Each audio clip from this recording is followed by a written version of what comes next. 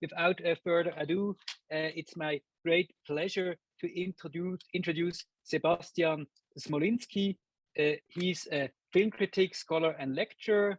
He has published several books, among them on Krzysztof Kieślowski, about African American cinema, and also about David Lynch.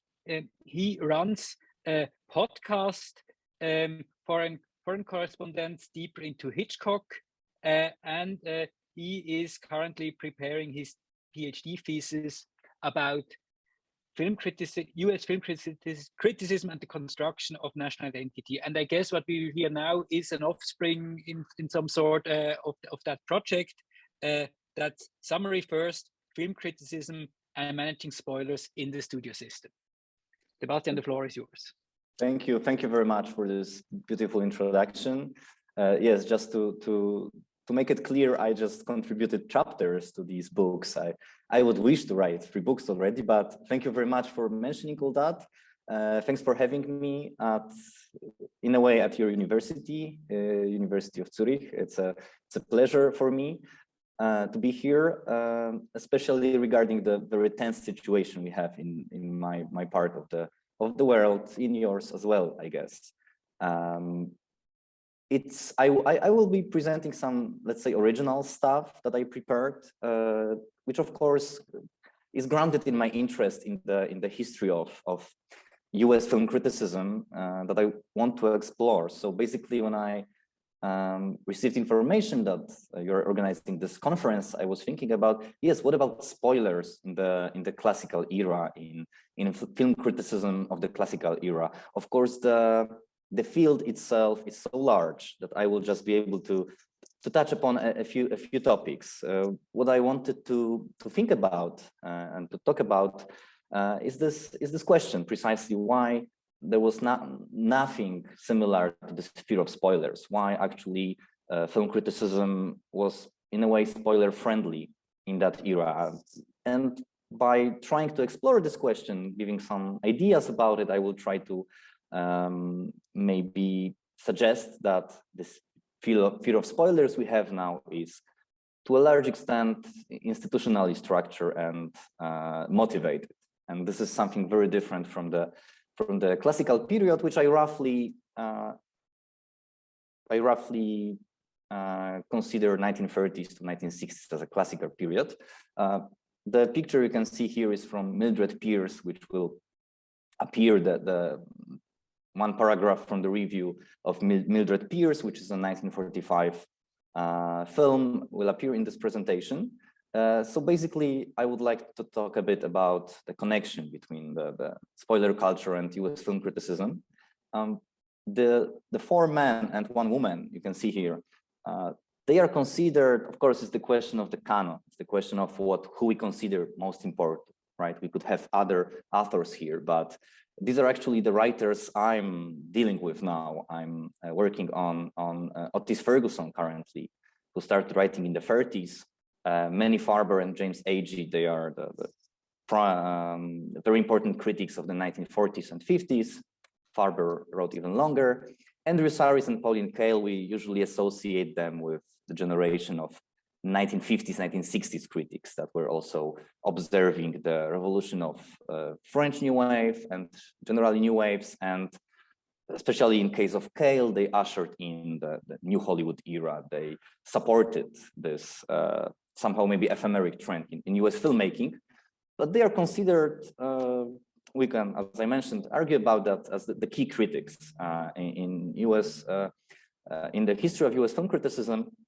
What is significant about them is that even if their most important work was not centered on classical Hollywood cinema, as is the case of Pauline Kael, they still gravitated toward classical Hollywood as a point of reference, of course.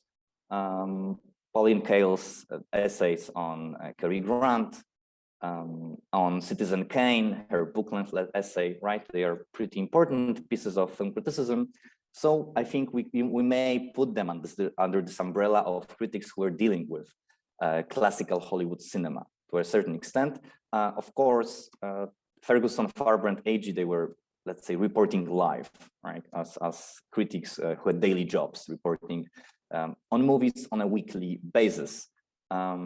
So I chose Manny Farber as an example of the openness with which critics handled spoilers and in which they revealed elements of the plot. Of course, it's just one example out of many, but I find it pretty striking. If you know the film, if you don't know the film and you are afraid of spoilers, you can tune off for a minute, but basically it's the first paragraph of Manny Farber's Mildred Pierce review. And in this very first paragraph, he actually gives us the whole plot from the very beginning to the very end. Right? Let me just read the last sentence. It ends with the girl being led away to prison and the mother beginning a new, more beautiful existence with her first husband, who has just got work in an airplane factory and whose mistress has married someone else. So it's like, you know, you cannot spoil the fun in a more striking way.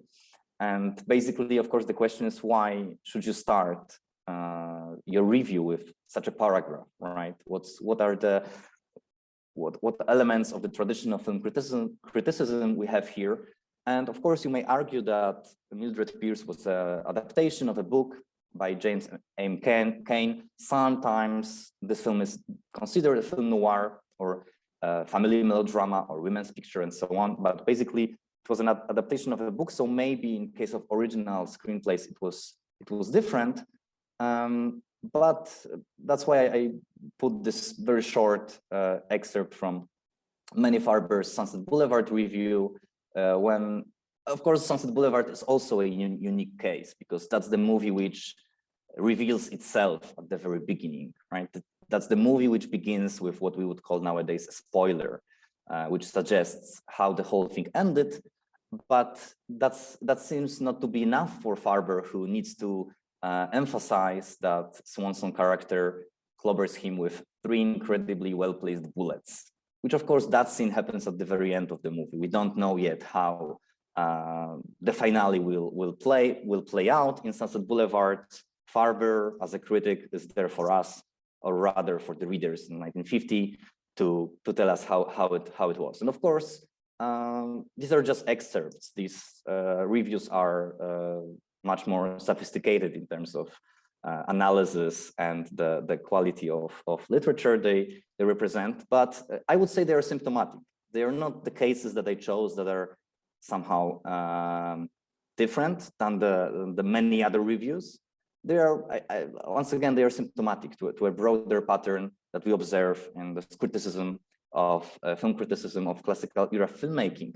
And I have some hypotheses to share with you why that was possible, why spoiling fun was possible. I have question mark everywhere at the end, because it's kind of a preliminary analysis. I was thinking about how the classical Hollywood's system worked.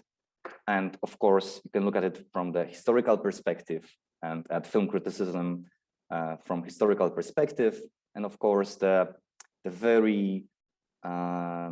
embryonic form of reporting on movies was, of course, giving plot summaries. So maybe these are the remains of that. Maybe the critics that we're focusing nowadays, the best ones, the ones who were somehow canonized, maybe they had more possibilities to reveal the plot because they weren't writing for the Hollywood Reporter, for example, or I think not for the New York Times as well, right? So not for these major papers. Still, The Nation, The New Republic, The New Yorker, these are very prestigious publications, but not that mainstream. Maybe the case of New Yorker is debatable. Or maybe that was the case. Genre system, of course, was promising certain pleasures, and it was based on this opposition between convention and invention, which is pretty important here. So maybe the repeated pleasures of genre movies made audience more accustomed to repeated plot structures, right? And in this case, critics were more open to give these summaries, since you know that genre film will, to a certain extent, repeat what you already know. Also, of course, whodunits and crime movies were part of classical tradition, mind-tricking narratives, as they are nowadays called, like movies like Christopher Nolan's movies or Memento, that is the one of the key movies of this conference. Of course, they were much more rare, right, in classical Hollywood filmmaking. So maybe there was just not enough interest in this kind of narratives. Maybe what we consider classical Hollywood cinema wasn't really into tricking us and providing big turning points. Maybe this pleasure of narrative was a bit different. Also, in case of Ferguson, at least, there was this challenge which I think we need to historicize to a certain extent. These critics were really dealing with a huge output of movies, of course. We know Hollywood was a factory. It was kind of based on this model of an assembly line and so on, but it also impacted the experience of critics who had to deal with a really large number of movies. And Ferguson is not, for example, waiting for movies as something very exciting. He's sometimes really bored with them, bored with these repetitions. So maybe that also was one of the reasons why in this industrial context, you could spoil the fun as often as then. Also, I think maybe that probably other papers will deal with this topic, this contemporary cinema and event films, movies that I think we were discussing at the beginning, the Star Trek franchise and so on. The event films were not really called like that back then, but these proto-event films like Gone with the Wind and Selznick movies, they were approximating this kind of tradition. But what is interesting here in the context of spoilers is the way Selznick forced, for example, Alfred Hitchcock in case of Rebecca, to really provide a very faithful adaptation so that audience wouldn't be surprised. So it's like the opposite of the possibility of spoiling the fun. Spoiling the fun would be to do something different, something with diverges from this main narrative. And of course, the whole tradition is more on the side of exhibition itself, the tendency and the custom of people walking in the middle of the screenings and then watching the beginning of the movie after it ended. It's part of the culture of the era. So these are just some ideas I have why that was possible actually. But of course, the great break was the release of Psycho, and maybe I won't be dwelling on that. I have 8 minutes left, something like that. 7 minutes. Mm-hmm. So I think Psycho, it's interesting to put the release of Psycho in that perspective. What was before that? What was the attitude towards exhibition, promotion of movies? Of course, we know it was a game changer, but what is interesting, I think, is that it directly contradicted these tendencies that I was trying to describe and that were also impacting film criticism. So of course, Hitchcock himself was a master self-promoter, but there are some things that, and I'm following Linda Williams's analysis, her great analysis of Psycho in Discipline and Fun, that of course start times were precisely set and no late admittance, right? It was part of the pleasure audience could have in delving into that narrative. And industry somehow caught up with that, right? It's the new normal now. But that was directly contradicting the custom of walking in the middle of the movie. Please don't tell the ending, it's the only one we have. It sounds funny, but it's also quite true, right? And that policy was also being enforced. Somehow also challenging critics, right? So if somebody is demanding that from us, this is where I see this connection with institutional dimension of film criticism, how film criticism responds to what's happening in the industry. In that case, I think it's interesting that contemporary reviews of Psycho from 1960 were not really following that track. In the Hollywood Reporter, you can find a review from 1960 which actually spoils the fun of Psycho. But once again, now these tensions between film critics and industrial demands are even bigger. Also, in terms of exhibition, there were instructions sent to theaters how they should screen Psycho. And if Linda Williams suggests that Psycho marks the end of classical cinema, the death of classical cinema, then we could also call it the birth of our spoiler culture. So summing up, I want to suggest that Psycho directly contradicted this previous, let's say, tenets of classical Hollywood culture. So I find it very interesting. And of course, that's maybe a catchy term, right? The new cinema of attractions, which we associate with contemporary cinema. But I find it interesting that the relation between of cinema of attractions and classical Hollywood cinema might be a bit more complicated than we supposed, because if the major difference as theorized by Tom Gunning is that we are focused on the integrity of the narrative in classical Hollywood cinema, that on following the plot, then maybe different aspect than the surprising plot itself is what mattered, right? Maybe the how was even back then more important for critics and viewers than what, which nowadays is so important. What will happen next? Maybe classical Hollywood cinema in its institutional form was promoting different kinds of different ways of following the plot, which were of course not cinema of attractions as this single explosions of fun, of visual pleasures and moments, but also it doesn't mean that following the intricacies of the plot was the most important thing. And I included The Big Sleep earlier, which is famously a very complicated film, and which we may argue that gives us different kind of pleasure, not really connected with following who murdered whom.